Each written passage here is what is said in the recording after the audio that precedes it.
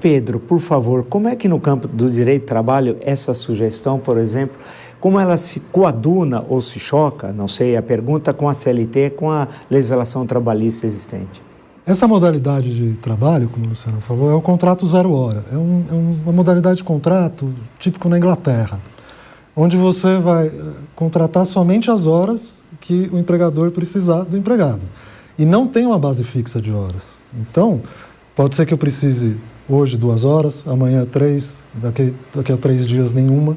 E não há uma previsibilidade para o trabalhador. A própria matéria fala isso, né, dessa dificuldade você tem que pagar conta no final do mês. Você não sabe quanto você vai receber. É complicado isso.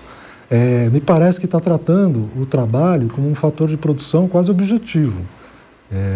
Ele vai trazer mais confusão no mercado de trabalho, como foi dito ontem. Já é um mercado de trabalho desorganizado. A reforma trabalhista, ela acabou trazendo uma desorganização ao mercado de trabalho e vai trazer mais desorganização. A CLT, hoje em dia, infelizmente, ou felizmente para alguns, ela está se tornando uma legislação opcional.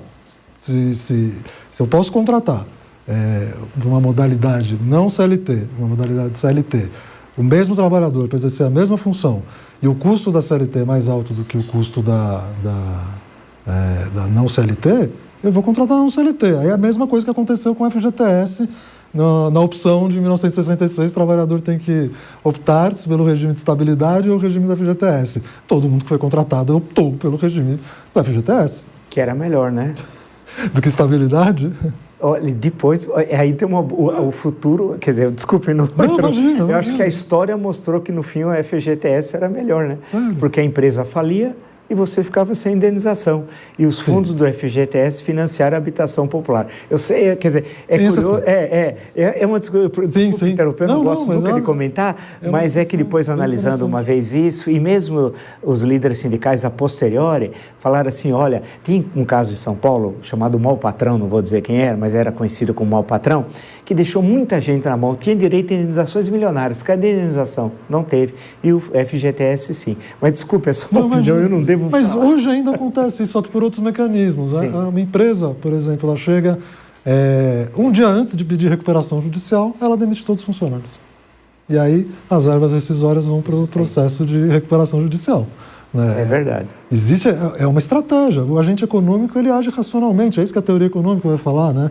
Ele vai agir para reduzir os seus custos. Né? E do outro lado tem um ser humano, tem o tempo de vida da pessoa. Eu acho que acaba desorganizando mais. Eu acho que conflita mais com a legislação que tem hoje. Vai ser mais uma modalidade ao lado da intermitente, ao lado de regimes variados. Pessoalmente, eu não vejo com bons olhos. Interessante, vai uma falência do CNPJ, mas não do CPF, né? E tem casos aqui em São Paulo muito conhecidos, mas pergunto para você, como é que você como líder sindical, e é bom lembrar que a UGT tem várias categorias, estou falando dos comerciários, porque é onde o Ricardo Patá tem uma presença maior, né? Mas como é que fica? Você concorda, acha que isso é uma boa saída? Não, e eu acho que nós temos que tomar alguns cuidados. Você vê, com a reforma de 2017, abriu espaço também para algumas questões que, a meu ver, se transformaram em fraudes. Tem a tal da pejotização, que é outro debate importante que nós devemos fazer.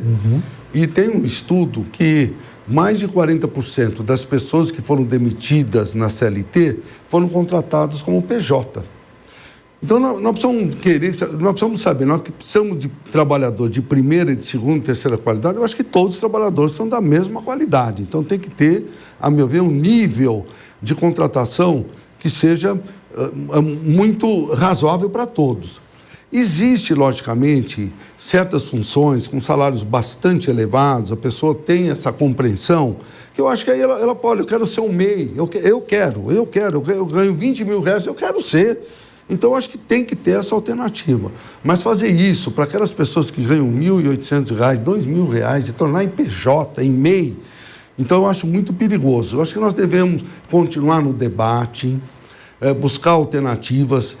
Como disse, o Temer, no terceiro mandato, tentou reduzir para 42 horas, já estaríamos com as 40. Eu acho que nós temos que buscar alternativas para que, inclusive, o trabalhador tenha, volto a enfatizar, condição de se capacitar. Todos nós precisamos nos qualificar. Essa tecnologia que está sendo colocada a todo momento, eu tenho certeza que todos nós aqui não conseguimos usar 10% do nosso celular. Nós que já temos idade, traquejo, né? E não conseguimos. E você vê que coisa que ocorre também. A Abras colocou uma matéria que tem 330 mil vagas no Brasil. Eu acho que nunca aconteceu isso. Vocês leram, né? Sim. 330 mil vagas não são preenchidas. Por que não são preenchidas? Primeiro, o salário dos supermercados é muito baixo. O pessoal do supermercado aumenta o salário. Segunda questão, a jornada no supermercado é excessiva. O jovem, ele não quer mais entrar num trabalho que é o primeiro emprego, para não ter fim de semana, não ter feriado. Ele quer namorar, quer fazer uma série de atividades, mas não quer. Eles não vão conseguir preencher essas vagas. Então, nós precisamos realmente tem vários temas que nós precisamos abordar. Para mim, a qualificação e a capacitação é um dos temas mais relevantes e necessários para que a gente possa ter um trabalho de qualidade e ter uma resposta. Aí quem vai sair ganhando é a empresa, a sociedade. Então, eu acho que essa comissão aí está equivocada. Eu acho que nós temos que ter outro tipo de trabalho. Eu acho que os empresários e trabalhadores, nós estamos já juntos conversando sobre vários temas. É lógico que o parlamento que vai resolver, é o parlamento que vai resolver, mas o parlamento, na realidade, ele tem que atender às necessidades que a sociedade coloca. E quem coloca, no caso de relação capital e trabalho, é empresários e trabalhadores. Nós que fazemos isso. Não é papel do pessoal inventar a história aí para cada vez mais precarizar. Isso, a meu ver, é precarizar mais ainda, como a tal da pejotização avocada agora pelo Supremo, e que nós precisamos ter uma conversa muito séria lá com o Supremo, porque se sair que pejotização é legal para quem ganha R$ 1.200, R$ 1.300, o Supremo não está no caminho certo, não. Foi noticiado recentemente a contratação de garis e lixeiros no Rio Grande do Sul como MEI. É um problema. Doutora, eu estava justamente olhando aqui, pensando e pegando o que o Patá em certo momento falou, a senhora tinha em certo momento tocado nisso. A precarização no setor industrial é quase zero, que é diferente do setor de serviços, em que a precarização está presente. Né? No setor industrial é mais complexo e cada vez mais o trabalho exige qualificação dos trabalhadores. Antigamente era um torno e você ficava ao lado do metalúrgico e o torneiro ia aprendendo com ele. Uma semana depois você já aprendia o que fazia e tinha quase que a produtividade igual a dele. Hoje é um computador. Aí a senhora citou rapidamente uma questão que para mim é importantíssima na história da qualificação da força de trabalho no Brasil, que é o Senai. A importância que o Senai tem. Então, no campo da indústria, fazendo essa relação entre qualificação, salário e jornada de trabalho, qual é a importância da qualificação e, por exemplo, do Senai? É bom lembrar que o presidente Lula sempre fala, na sua formação, a importância que foi o Senai na vida dele. É muito importante a gente lembrar que o Serviço Nacional de Aprendizagem Industrial, assim como o SESI, que é o Serviço Social da Indústria, ele é financiado pelas indústrias, né? Ele é debitado da folha de pagamento, ele é acrescido ali um valor compulsório na folha de pagamento, então o empresário paga para o industriário se capacitar e ter vida social, e no SESI a gente tem teatro, orquestra, esporte, lazer, e na parte do Senai a gente tem aprendizagem industrial. Então é muito importante esse pilar da aprendizagem, e o Patá falou muito bem, a educação e a capacitação é o nosso foco. Como eu já tinha dito no início, a escassez de mão de obra vem pela falta de educação e capacitação. Então, quando eu falei lá no início que a nossa produtividade no Brasil é muito baixa, não é culpa do trabalhador. O trabalhador brasileiro não é preguiçoso. A culpa é justamente de uma conjuntura que nós enfrentamos. E isso tem um impacto da logística, que não é boa, se não tem onde escoar o produto, isso influencia na produtividade. A gente tem a capacitação e educação num nível muito baixo, a tecnologia e a inovação ainda tem muito que evoluir. Então, é uma conjuntura de fatores, a própria complexidade da legislação. Eu, como advogada, posso dizer que para a gente entender o custo regulatório do Brasil, né, a nossa carga tributária, a burocracia, tudo isso onera o custo Brasil e dificulta a nossa produtividade. Então, a produtividade baixa não é culpa do trabalhador, é uma gestão. O Brasil precisa evoluir nesse tópico. Por isso, eu entendo que a gente tem que investir na educação e tem que investir em entidades que possam capacitar, como o SENAC, como o SENAI, o serviço do SENAR, que é da agricultura, e esses serviços de aprendizagem no Brasil e as escolas, obviamente, a gente tem que começar de baixo a capacitar essa criançada. André, justamente pegando essa questão, porque a gente fala, Pedro, desculpa, eu estava falando do Pedro Susmei, André era o André que estava sentando no teu lugar. Olha aqui a história, a gente guarda, grava tudo. Pedro, inclusive grava coisa que não devia gravar. Então, pegando esse gancho, doutora Luciana, essa questão como que no campo do direito de trabalho, essa questão da qualificação, que é fundamental, o desenvolvimento da qualificação da força de trabalho, né? Que depende também da saúde, né? Das condições onde essa criança cresceu, porque afinal nós vivemos num mundo da desigualdade, esse é o relato. Não podemos dizer que todos começam a corrida do mesmo lugar, no mesmo ponto, isso não é verdade. E num país bastante desigual que é o nosso, nós melhoramos muita coisa em relação a isso, mas somos ainda absolutamente desigual. Como incorporar isso como o direito de trabalho incorpora isso, essa questão da qualificação, na importância que é para o trabalhador, mas é para o país também, e é também, como o Patá em certa medida falou, para a empresa, né? Ou seja, quando a gente fala em qualificação, não é como se o trabalhador fosse absorver o produto do seu trabalho. Eu não vou entrar em discussões de teoria econômica, até interessante, mas não é isso. Mas como isso tem um reflexo para a empresa e para o país, né? Como é que fica isso no direito do trabalho? Acho que um primeiro aspecto é antes da pessoa ingressar no mercado de trabalho. Então, é algo relativo à sociedade, né, a própria previsão que tem para crianças e adolescentes, da proteção integral, de priorizar a educação, priorizar uma formação. A CLT, quando vem a idade mínima de trabalho, tem a figura do aprendiz, que é uma modalidade que vai... Antes você tinha muito aquele trabalho que se ensinava, o torno mecânico. Sim. Chegava lá o aprendiz, o recém-contratado, o trabalhador, que ia aprender aquela função do trabalhador mais velho e ia repetir aquilo. Hoje isso é algo do passado, né? A pessoa tem que entender de tecnologia para estar capacitada no mercado de trabalho. Mas aí eu acho que isso está ligado à questão que você colocou um pouco antes, de precarização e jornada 6x1. A jornada 6x1 é o que está na justificativa da PEC, impede a qualificação. Como é que a pessoa vai se qualificar? O Tata falou, como é que o trabalhador se qualifica se ele não tem tempo de vida para isso? Esse tipo de trabalho não é precarizado.